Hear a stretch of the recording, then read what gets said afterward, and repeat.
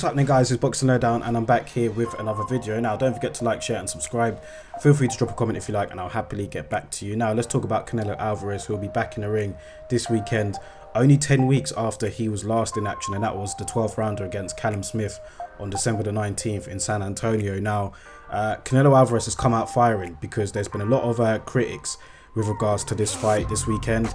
Anthony Yildirim, you know, it's let's be honest, man, he's not on the level of Canelo Alvarez. He was actually a sparring partner for Canelo, and now he's been thrusted into this opportunity. He's the WBC mandatory #1 contender. So Canelo, if he is to achieve his aim of becoming the undisputed champion at super middleweight, he's going to have to fight Anthony Yildirim. And while I understand and I agree that this is a mismatch, it's not going to be a fight to particularly, you know, look forward to, so to speak, unless you're a huge fan of Canelo. It has to be made, and we have to really leverage our attention to the WBC rather than Canelo, because it was the WBC that sanctioned this fight pretty much before Canelo Alvarez and Callum Smith fought. I think that the condition of them fighting for that WBC belt was that the winner would have to face Anthony Yildirim. So that was literally the WBC. You know, I can't really get onto Canelo too much. I know other people are, and I'm pretty sure Laurie will be again in the podcast this Thursday. But the way how I look at it, and my reasons for saying this, is because if Canelo has got a target of becoming the undisputed super middleweight champion, then this is something that he has to do. And the fact that he's still being active, a lot more active than other fighters out there at the elite level, I was willing to give him a pass. Me personally, I was, because if he fights Anthony Yildirim and beats him this weekend, you know, we know they're fighting, but let's say he beats him this weekend, which we're all expecting.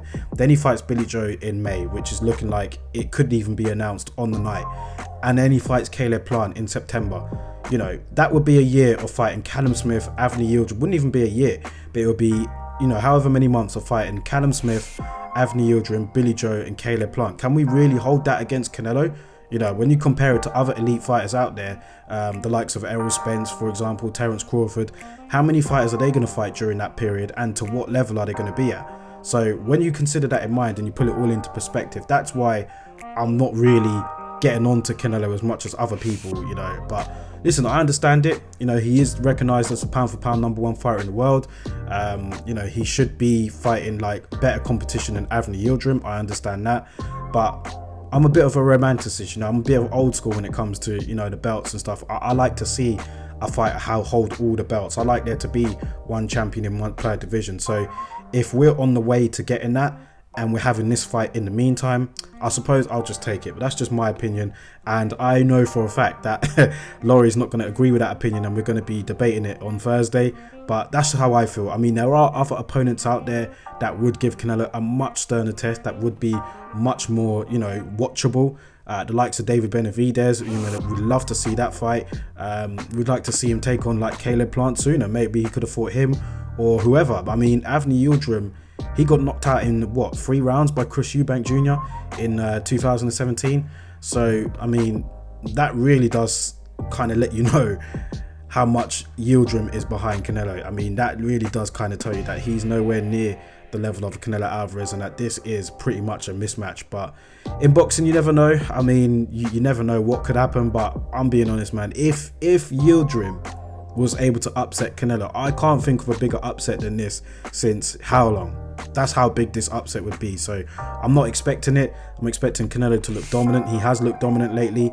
You know, he's staying active. He's always in shape, and he just appears to be getting better. And in that stable, you know, Eddie Reynoso stable, it's just a lot of winners there, man. We saw Oscar Valdez last weekend. You know, we've got Canelo Alvarez, Ryan Garcia. You know, there's a lot of great fighters up in that stable, man. And, you know, Canelo is leading the charge in that stable. So, you know, let's see what happens this weekend. It's going to be taking place in Miami. You know, it should be a good, you know, it should be a good scenery over there, a good occasion. And there'll be some Latinos over there for sure. A very large Cuban community in Miami. And I remember Canelo saying in a recent interview that he represents all Latinos, so maybe that might get a lot more of them out. I think it'll be a big crowd for sure. But let me know your thoughts about it anyway on this fight in the comment section below. Canelo has come out firing, saying that he hasn't paid any attention to the critics complaining about him fighting Anthony Yildirim. He said he doesn't care. He said that he's not in a he said he's not in a winning position. He said he got criticised for fighting Callum Smith, and you know, he'll get criticised for fighting Anthony Yildirim. So he's just going about his business. He doesn't care what the critics have to say. And let me hear what you have to say. You know, drop your thoughts in the comment section below about this fight, guys, and I'll catch you on the next video.